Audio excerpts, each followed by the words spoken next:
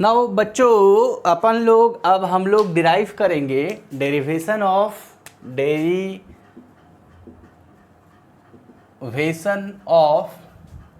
Newton's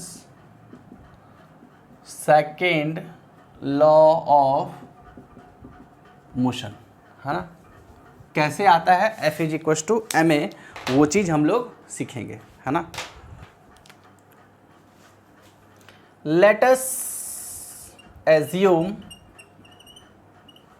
a body having mass m after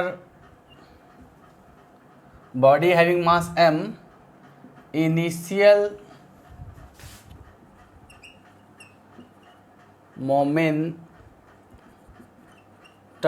p1 and final momentum p2 in time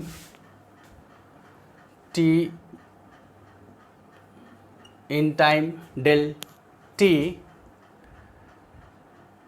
ठीक है, हम लोगों ने क्या किया कि एक बॉडी को एज्यूम किया जिसका मास m1 है और जिसकी इनिशियल मोमेंटम को हम लोगों ने p1 रखा और फाइनल मोमेंटम को p2 रखा। कितने समय में? तो डेल t समय में, ठीक है ना। तो अगर सपोज ऐसा करिए ना कि अभी मान लीजिए कि एक फिगर भी हम लोग ड्रॉ कर लेते हैं, ठीक है। ये वाला ऑब्जेक्ट है जिसका मास m है, तो भैया इसका भी मास क्या रहेगा? m रहेगा, क्योंकि मास जो होता है कांस्टेंट होता है, मास कभी भी चेंज नहीं करता है ना। अभी ये पोजीशन A पे था और अभी ये पोजीशन B पे चला जाएगा, तो जब पोजीशन A पे था तो उसकी इनिशियल वेलोसिटी u होगी और जब पोजीशन B पे चला गया होगा तो फाइनल वेलोसिटी आपका v हो गया होगा, है ना। तो अब अगर हम लोग बात करें यहाँ का मोमेंटम का, है ना, तो मोमेंटम क्या होता है आपका? मोमेंटम होता है product of mass into velocity, तो ये हो जाएगा आपका mu। और यहाँ वाले मोमेंटम की अगर बात करें तो ये हो जाएगा mv, है ना। तो ये आपका हो जाएगा p1 और ये हो जाएगा आपका p2, है ना। तो according to second law of motion क्या बोला था कि the rate of change of momentum, है ना, the rate of change of momentum, यानी कि मोमेंटम का चेंज क्या हो जाएगा? p2 माइनस p1, है ना। और टाइम का चेंज हो जाएगा t2 माइनस t1, चूँकि यहाँ पे सपोज कि ये अभी टाइम t1 पे था और यहाँ जाने के बाद उसका टाइम लगा होगा, कुछ भी टाइम लगा होगा, t2 चला गया होगा, ठीक है। ये डायरेक्टली प्रोपोर्शनल होता है किसके? अप्लाइड, नेट अप्लाइड फोर्स के, जितना उसमें क्या होता है? फोर्स अप्लाइड होता है। तो अब अगर हम लोग बात करें p2 माइनस p1 का, तो p1 हमारा क्या है? आप अगर बात करोगे p2 का तो ये क्या है? mv। और p1 का अगर आप बात करोगे तो क्या हो जाएगा? mu, ठीक है। और t2 माइनस t1 को हम लोग ले लेते हैं यहाँ पे t2 माइनस t1 को ले लेते हैं टोटल टाइम t, ठीक है ना। तो ये क्या हो जाएगा? Directly proportional to applied force हो जाएगा, है ना। अब इन दोनों में क्या देख रहे हैं आप देख रहे हैं कि मास जो है वो कांस्टेंट है, तो आप निकाल दो बाहर, तो क्या हो जाएगा? v minus u upon t, ठीक है। ये किसके? Directly proportional to applied force के हो जाएगा। अच्छा भाई साहब आप लोगों ने एक फॉर्मूला पढ़ा था, याद होगा, तो v plus u is equals to a t होता था, है ना। v is equals to u plus a t, sorry, v is equals to u plus a t होता था। तो अगर अपन लोग यहाँ से निकालना चाहें एक्सलेरेशन, तो क्या हो जाएगा? v माइनस यू और ये टाइम इसके डिवाइड में आ जाएगा, तो यहाँ क्या बचेगा? एक्सलेरेशन बचेगा। अब यहाँ आप क्या देख रहे हो कि v minus U by T A के इक्वल आ जाता है, ठीक है। ये रफ है, यहाँ पे लिखना है ना, on putting v minus T is equal to A, है ना। अब अगर हम लोग v minus U by T को a का वैल्यू यहाँ पे अगर पुट कर दे तो हम लोग को क्या मिलेगा? देखते हैं। m a directly proportional to applied force, और अगर हम लोग इस प्रोपोर्शनल के फोर्स को हटा दे तो लिख सकते हैं a k is equal to f, है ना। प्रोपोर्शनलिटी के साइन को अगर हम लोग हटाते हैं तो हम लोग वहाँ पे एक प्रोपोर्शनल कांस्टेंट डालते हैं जो हम लोगों ने k डाला था, और अगर हम लोग k का वैल्यू 1 रख देते हैं तो f इज इक्वल टू आपको क्या मिल जाएगा?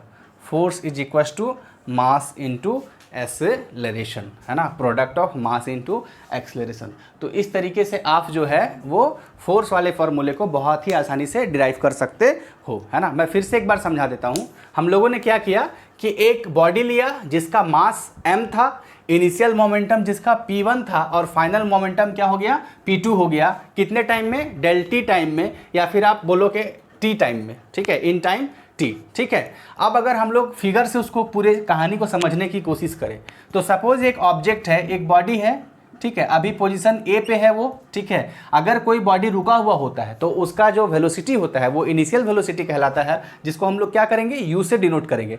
और हम लोग दूसरा जो ऑब्जेक्ट लेंगे उसका फाइनल वेलोसिटी लेंगे, क्योंकि कुछ ना कुछ वो दूरी ट्रेवल किया है, और जब दूरी ट्रेवल किया, कोई डिस्प्लेसमेंट हुआ, उसका डिस्टेंस ट्रेवल किया, तो कुछ ना कुछ वेलोसिटी अचीव कर लिया, जो कि क्या मानेंगे हम लोग, v मानेंगे, ठीक है। उसके बाद हम लोग दोनों पोजीशन का क्या करेंगे, मोमेंटम निकाल लेंगे।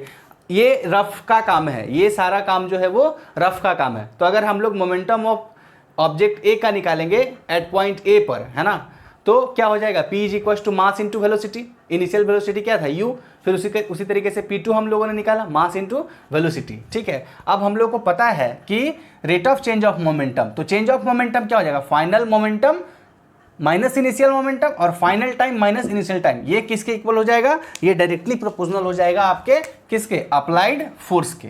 यही मेन चीज है ना। अब मैंने क्या किया, P2 का वैल्यू जो निकाला था पुट कर दिया, P1 का वैल्यू जो निकाला था पुट कर दिया, और T2 माइनस T1 को मैंने T ले लिया, टोटल टाइम ले लिया, टोटल टाइम टेकन, ठीक है। उसके बाद यहाँ पे मास है, यहाँ पर भी मास है, दोनों में मास कांस्टेंट था, मैंने उसको बाहर खींच लिया। और v minus U by T हम लोग पहले ही पढ़ चुके हैं, क्या होता है, a के इक्वल होता है v equal to u plus AT से, ठीक है ना। और फिर जब इसका वैल्यू पुट करा हम लोगों ने तो क्या मिला कि ma जो है वो डायरेक्टली प्रोपोर्शनल हो जाएगा अप्लाइड फोर्स के। प्रोपोर्शनलिटी को साइन को हटाने के लिए मैंने k लिया, k का वैल्यू जब पुट किया 1 तो हम लोग को मिल गया f equal to mass into acceleration. Pause button दबाइए, नोट करिए कॉपी में, और नोट करने के बाद आगे हम लोग देखेंगे SI unit of the force, है ना, SI unit of the force.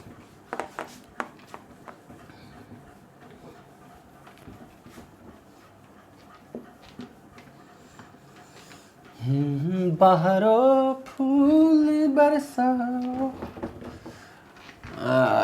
दोस्तों क्या ज़माना आ गया, कभी हम ऑफलाइन पढ़ा करते थे, अब ऑनलाइन खेल खेल रहे हैं, ठीक है। चलिए ऐसा, या यूनिट ऑफ फोर्स लिखो ना, यूनिट ऑफ फोर्स, ठीक है। तो आपको पता ही है, मैं पहले से आप लोगों को बतलाते आया हूँ कि भैया यूनिट निकालना है तो फिजिकल क्वांटिटी का पता होना बहुत ही ज़रूरी है।